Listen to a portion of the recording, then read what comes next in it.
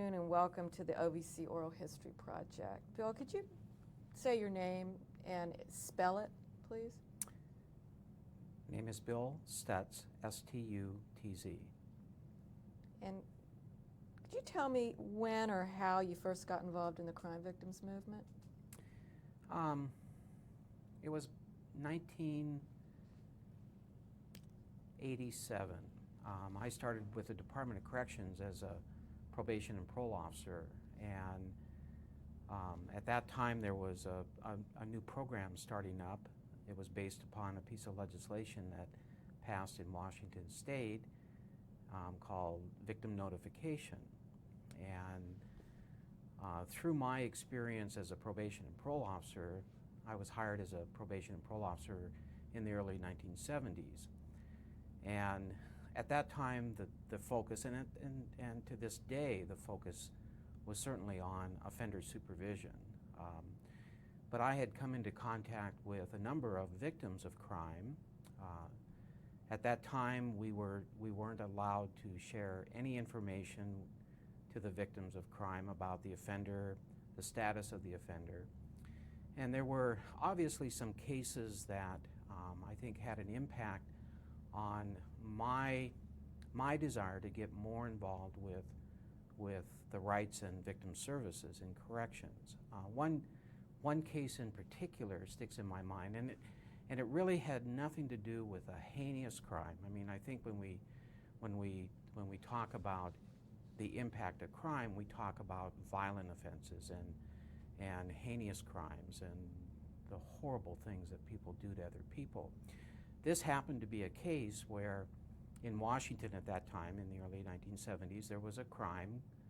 It was a felony for failing to pay child support, for non-support. And I remember I was in the office, and the offender, his name is Robert, he was sent to prison for non-support. He had been paroled, and while he was in prison, his wife divorced him. She remarried, and there were, as I recall, something like 5 or 7 children to that marriage. Well, she had remarried, and one day the stepfather came into the office, and he wanted to know where Robert was working. He wanted to know where Robert was living, because Robert still was not paying child support. And we could not give any information. I couldn't give him any information. So the stepfather left the office very, very upset, and his parting words to me that day was, "I'll be back." The next day, I happened to take the day off, and I got a call at home, and I was asked to come into the office. And I said, "Well, gee, I have the day off." And they said, "No, Bill, we really need for you to come in the office."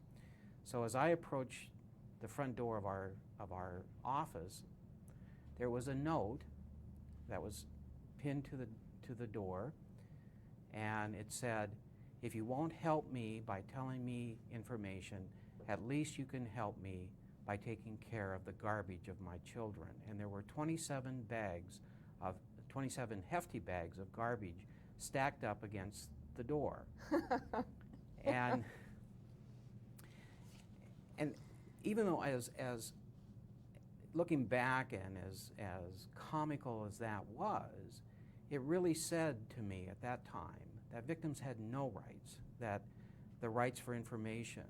You know, here's a father who wanted to take care of his family, to try to get some information about what was going on with the biological father, Okay. and we couldn't give any information out. That's a case that really sticks in my mind about the right that victims have for information, the rights that victims have from the justice system to help them get on with their lives. Because I think that's been a piece that has been missing in my experience is the justice systems, and in particular corrections, in helping victims get on with their life following the impact of the crime. If you could just elaborate and describe the field of victim rights and services when you started within your agency. When I started, there really was not a field. Like I said, I started in the early 1970s, and the word victim and corrections were not spoken in the same sentence. I think that when I first started with the Department of Corrections, there really wasn't a field. We were all about offenders. We were about supervising offenders, and we talked about holding offenders accountable. But there really, and I think that there were some very good efforts to hold offenders accountable if there were substance abuse problems or if there was anger management problems. We really were focusing in on holding offenders accountable around what I call the life deficiencies that the offenders were experiencing. But there really was no accountability that corrections in particular had in relationship to the victim. Victims were viewed as a piece of evidence. They were viewed as a witness, that they were needed to get the prosecution. And once that's done, then the needs of the victims, the aftermath that victims experience following the crime and the experiences with the criminal justice system, it was forgotten about. Was there any sense of victims being in danger or being threatened by somebody who was vengeful? Oh, I think that there was always a concern. There was always that focus, you know. But we really didn't do a lot about that except turn to or focus our efforts on the offender. I think, in my experience, in growing up with the criminal justice system and in particular corrections, I think we took on the philosophy that we know it all, that we're going to do this for you, and so there really was not an effort to work collaboratively. Those of us who grew up within the system kind of had the philosophy that, well, we will do this for you. You know, we build walls to keep people inside. But I think we built our walls to keep people from coming in as well. And so, in my experience, I think the whole criminal justice system, in part, took it upon ourselves. We have ourselves to blame because we said, we don't need you, victims. We're going to do this for you. We have a whole lot more information, and so we don't need you. We're going to make the decisions about this offender without you. And so I think there was a lot of dialogue about we didn't want any more victims, and there was a lot of dialogue back then about the harm, but we really didn't know the true impact and the true harm that offenders cause. What was the greatest challenge that you and your colleagues have faced in setting up victim services and corrections? I think the buzzword is paradigm shift, but I think the whole thinking process. You know, when you look at corrections, we're about power and we're about control over certain people's lives, whether it's an inmate in prison or an offender being supervised. We have a lot of authority over those individuals. And when I think the biggest challenge has been to change the philosophy that since we are about power and control over offenders' lives, that we need to involve victims. I think in the correctional arena, when you talk about victims, You're talking about touchy-feely stuff in the past. And that's not what corrections is all about. We're not about touchy-feely. We're about that power, that authority, the control. So there really was a huge dichotomy that I think existed between the philosophy of corrections as it existed in the 70s and 80s and victim involvement. When you thought about victim involvement, that was the touchy-feely aspect, and that's not what corrections is all about. At least that's what the philosophy was back then. To accomplish that change, to get that paradigm shift, or alter the thinking process, is another way you were describing it. What were the tactics? What were the strategies? Or were there any secrets? Ways of approaching it in order to achieve your goal? I can't say that there were any secrets. I think through education, I think as that door started to open, and I think victim impact statements, encouraging victims for input at the time of pre-sentence, at the time of sentencing, as that door started to open, I think that it wasn't even a tactic. It was as that door started to open, and there was more invitation that was given to victims to participate. I think that's how that paradigm shift started. For an example, we started the victim impact class in Washington State, and up to that point, I think there was a recognition that offenders depersonalize the people that they injured. Offenders' philosophy and what I call the thinking errors of offenders was if somebody burglarized a home, offenders would say, well, there really was no loss because the insurance company would cover that loss.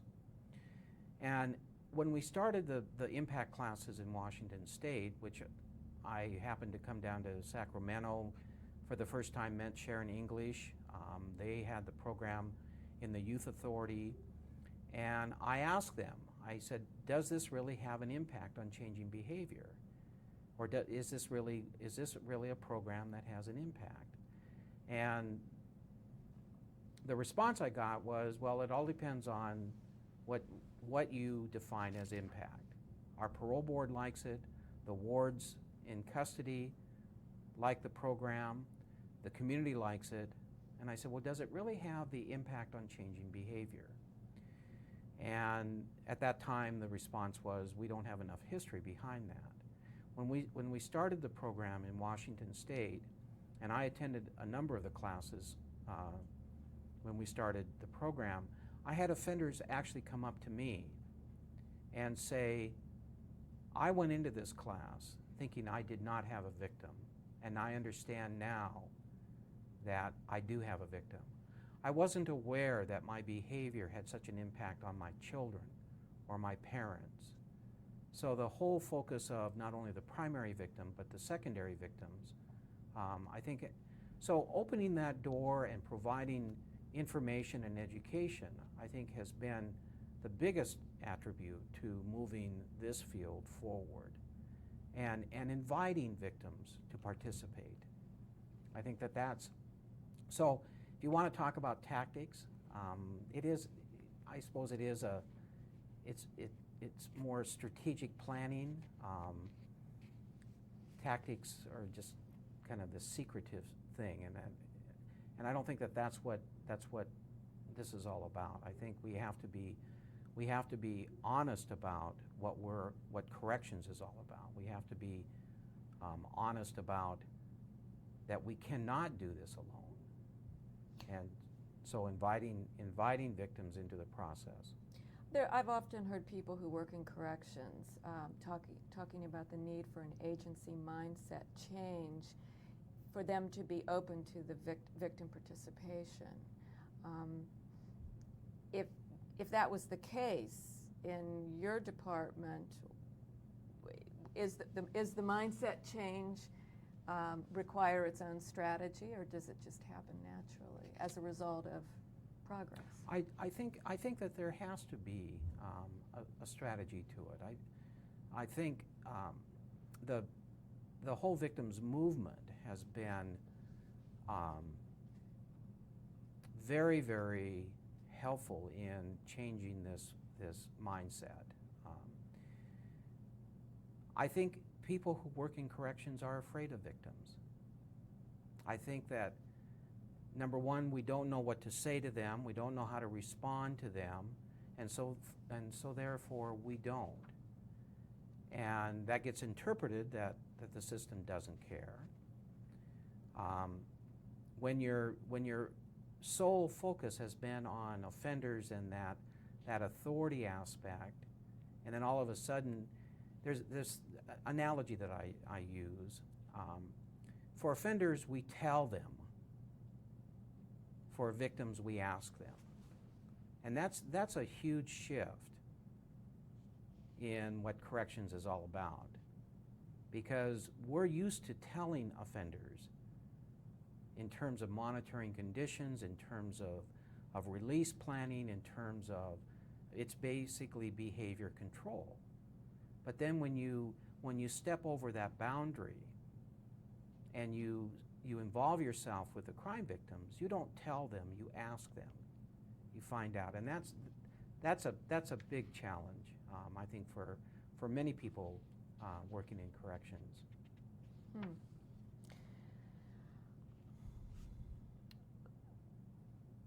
What are the failures in general in terms of victim services and corrections? Or are there failures? I can't say that there's failures. I think the challenges that have presented themselves, in my experience, is the lack of collaborative effort. I think the territorialism. I remember about 10 years ago when I was relatively new to the position that I'm in now, and at that time I managed the notification, and it was strictly a notification program. And I felt a need to, and it was primarily a paper notification process. We certainly addressed a lot of the victims' concerns and questions over the telephone, but the personal contact outside of telephone contact was missing.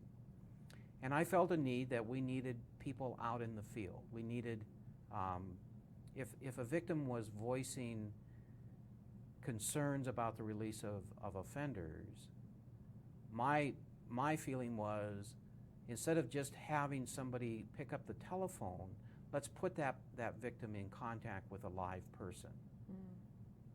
And so about 10 years ago, I wanted to implement a volunteer program where we actually had volunteers for the Department of Corrections who were out in the field that we could then refer victims to volunteers who could then make personal contact in the field. Because when we talk about victim services, and the program that I manage is a centralized program which is located in the state capitol, but we know that victims don't only live in Olympia.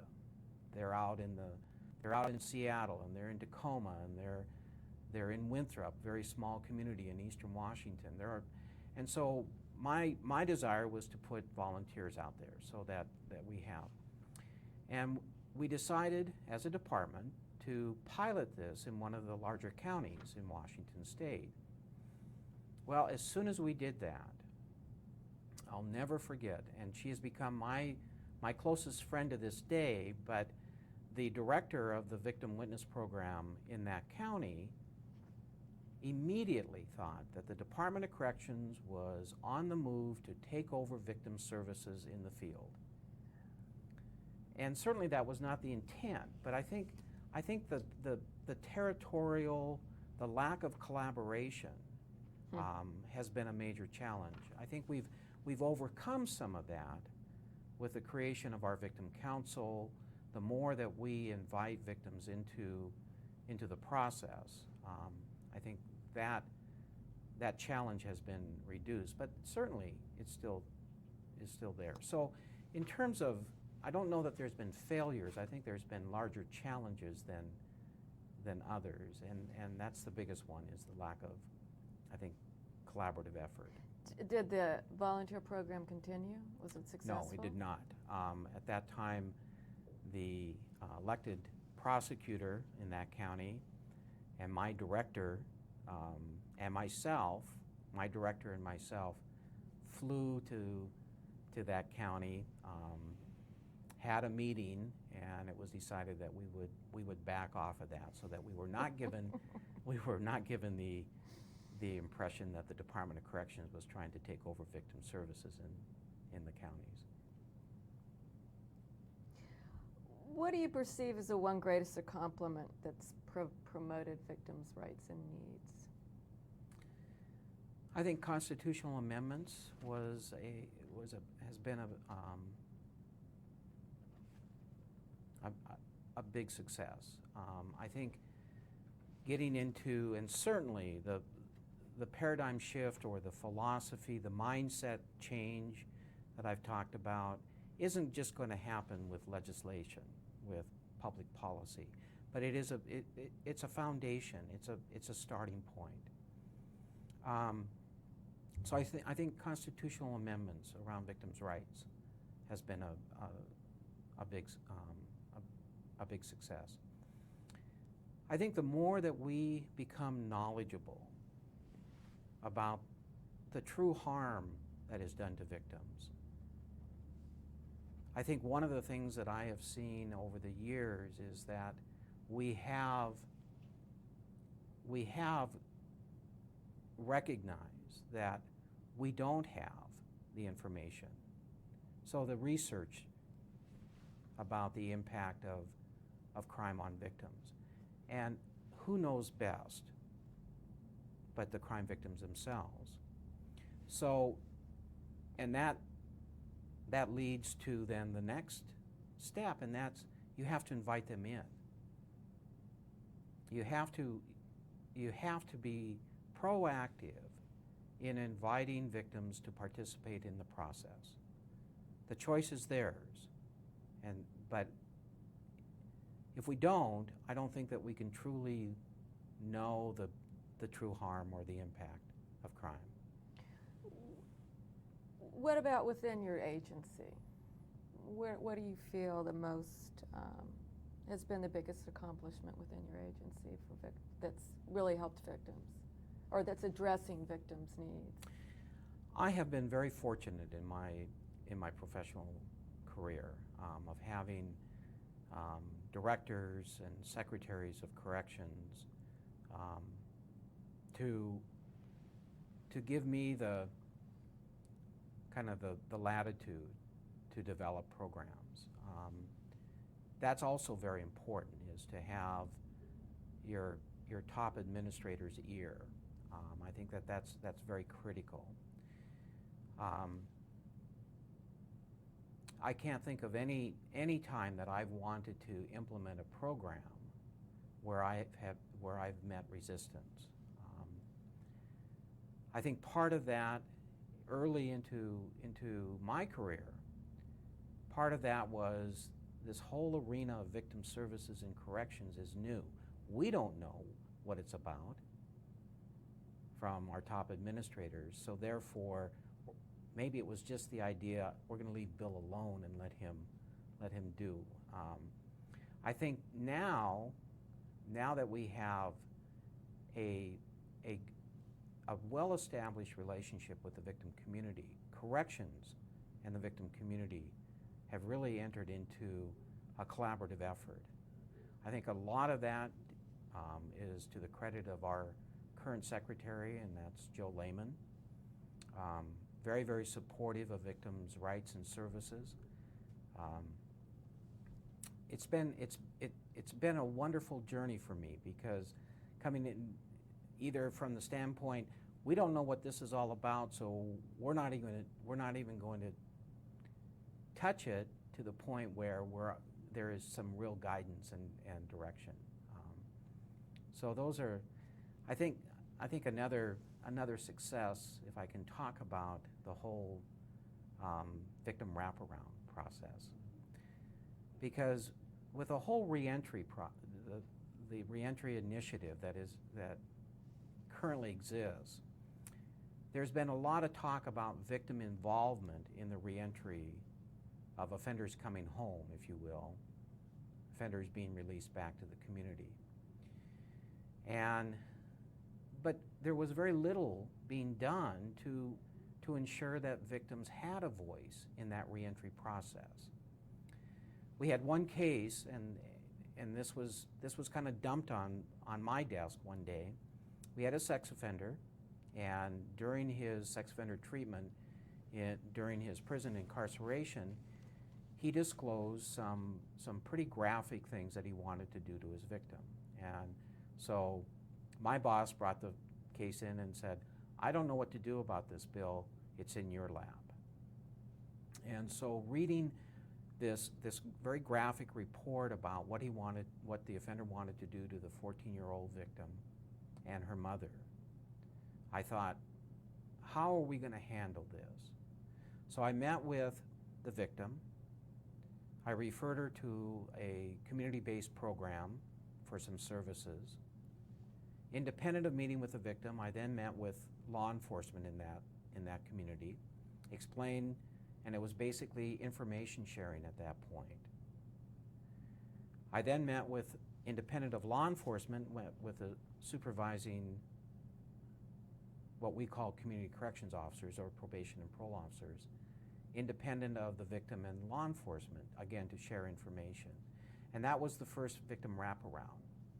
From that, we have taken the concept of bringing community resources, local advocates, law enforcement,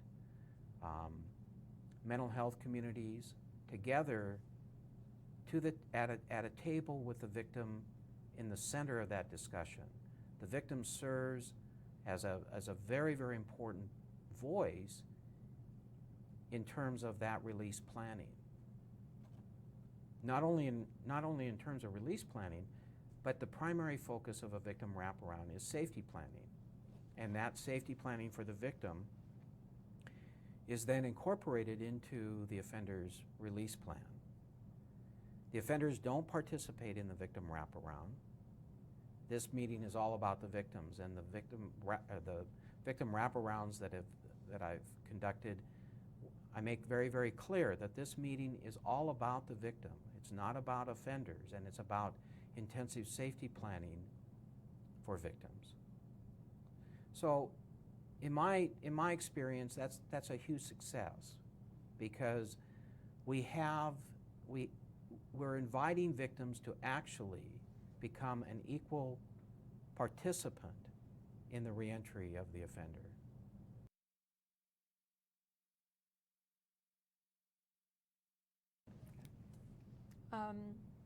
How long do these wraparounds stay active? Well, the idea behind a victim wraparound is that they take on a life of their own.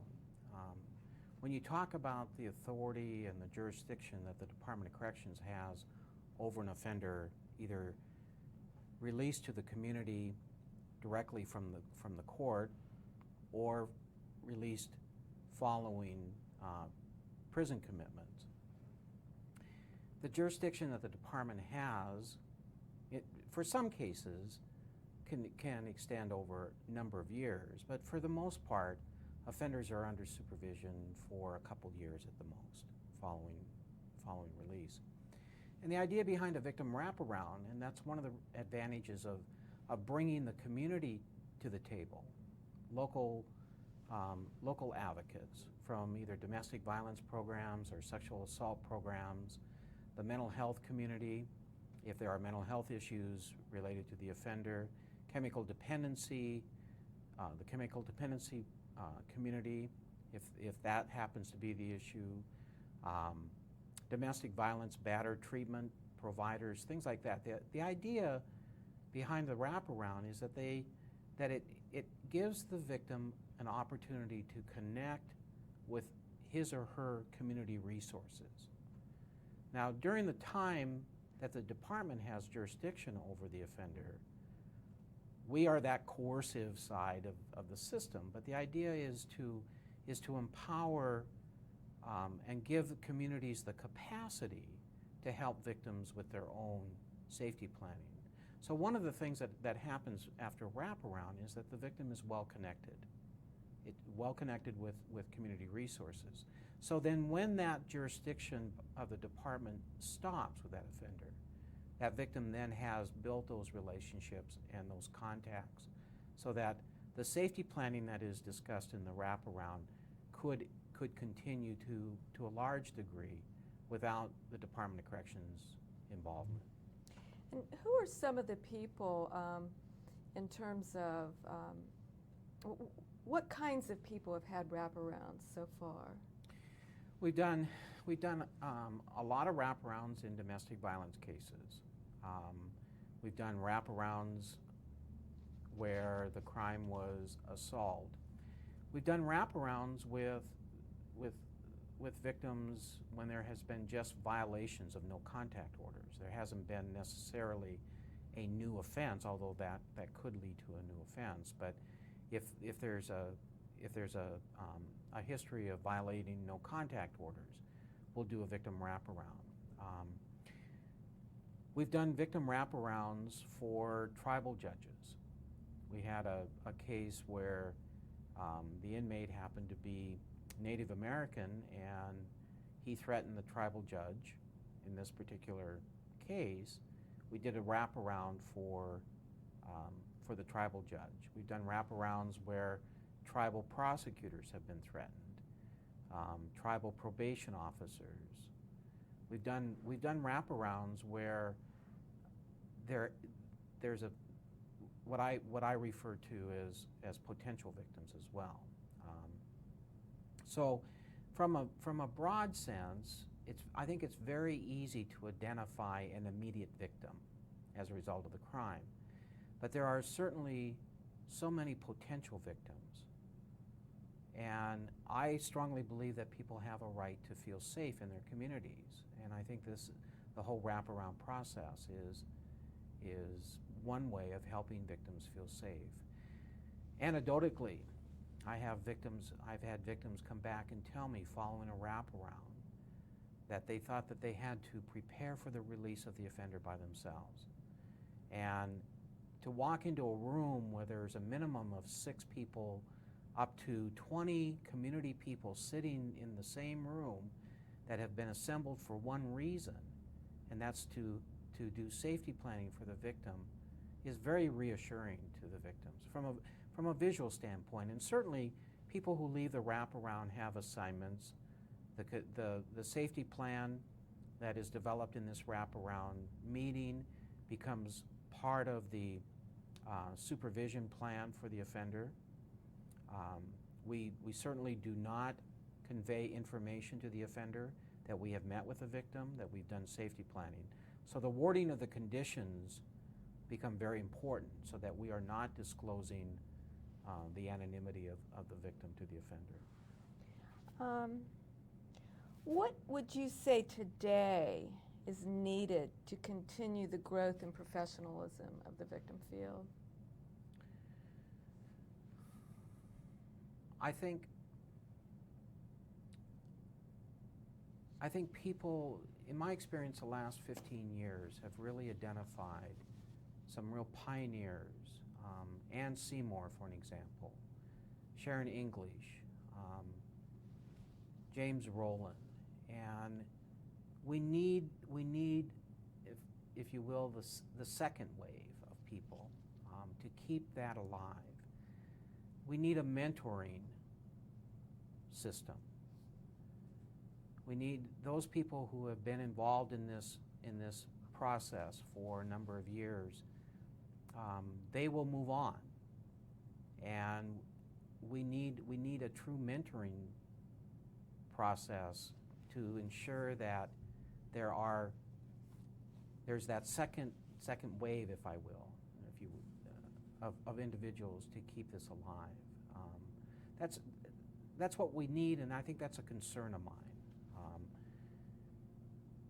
I think that we've come so far, and we have so far to go, and we need, and there have been many committed people, and I've been very fortunate to come into contact with a lot of people that I highly respect. But I think we just need that second wave. What advice can you give to professionals and volunteers who've joined our field more recently, say in the last decade? I think the biggest advice that I can give people who've just recently joined is patience and perseverance. One of the things that have occurred just recently in the state of Washington that I have been advocating for 10 years plus, and that's victim advocates who are Department of Corrections employees. The volunteer program that I talked about of having individuals out in the community, that concept has now come to fruition by the creation of some new positions called community victim liaisons, and they are Department of Corrections employees who are out in the field. They're out in the areas where victims work and play, and so victims have a local person instead of having to call my office, which is in the state capitol in Olympia. It's taken many years and to bring these positions to fruition, but it's there. So I think perseverance and patience, I think, is one of the advices that I would give new people coming into this field, and is that change does happen, but change happens very slowly. Mm. What's your vision for the future of the field? I'd like to see that in any aspect of what corrections is all about, whether it's offender supervision, it's release planning for offenders, that victims are involved in that process, that they have a voice if they choose in that process. That the vision is that this collaborative effort that I've talked about, that has to happen. This partnership between this authority called corrections and this individual identified as a victim. That partnership has to exist so that our ultimate goal is that there's no more victims. What's your greatest fear for the field? I think it's that second wave, the lack of mentoring that's going on. That's my biggest fear, is that as those who have been in this field for 15 and 20 years, as they move on, that there isn't that second brigade behind them.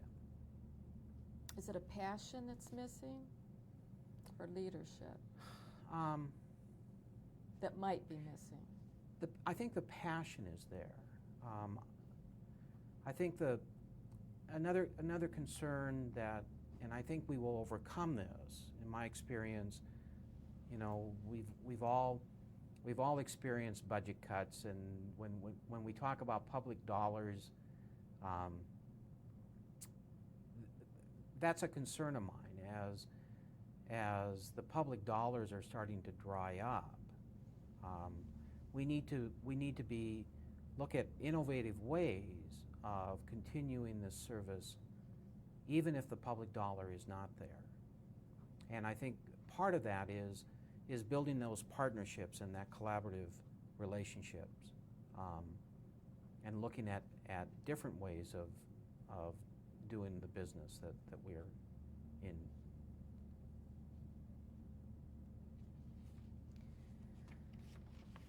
Now,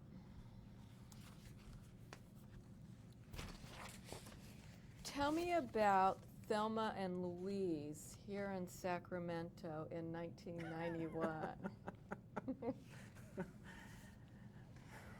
I had a truly fortunate experience to work with Ann Seymour and a number of other people to put on the first national conference of corrections and victims.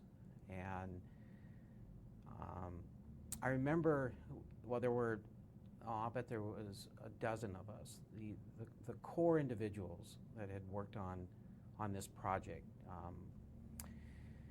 And we had a planning, actually it was the first day of the conference here in Sacramento. And Ann Seymour had a room that had adjoining doors to Helen Carruthers, and at that time she was the president of ACA, had the adjoining room with Ann Seymour, and then my room, which was adjoined by another door. So all three of our rooms were connected.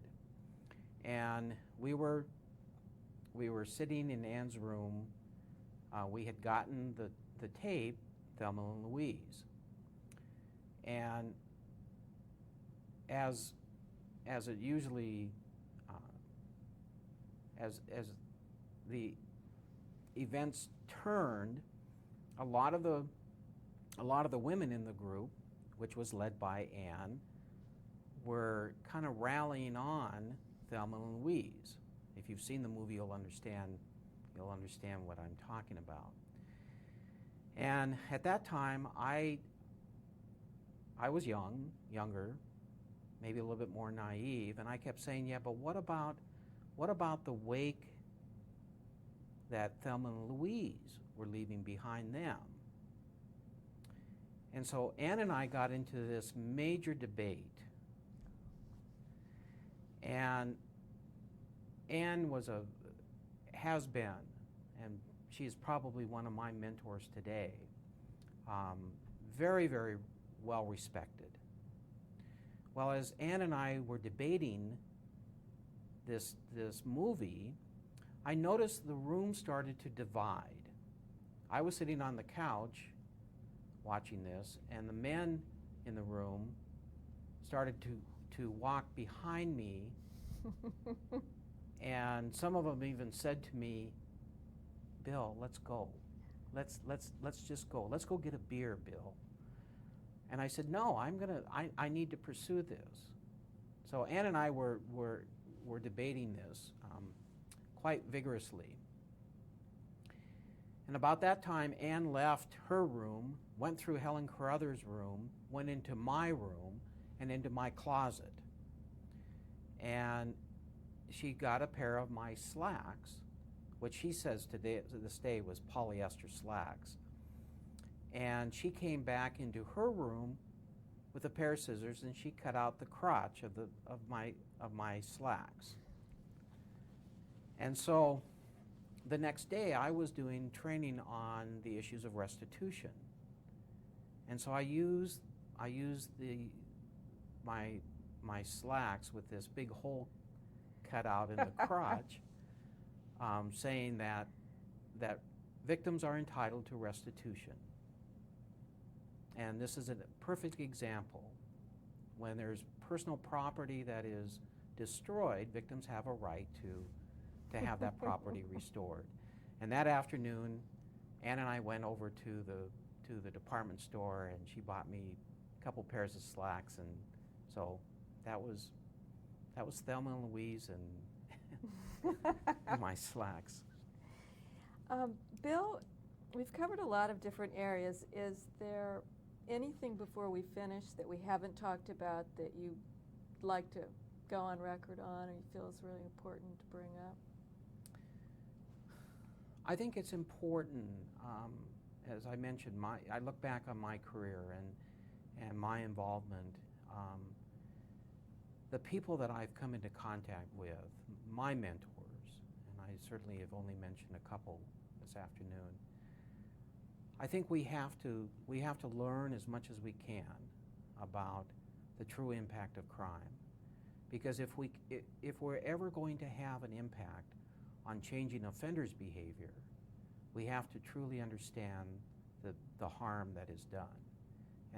And so I think one thing that I'd like to say is that people entering this field, don't be afraid to become involved. Don't be afraid to push that envelope. Don't be afraid to ask people to participate, because I think that that's the only way we're going to learn.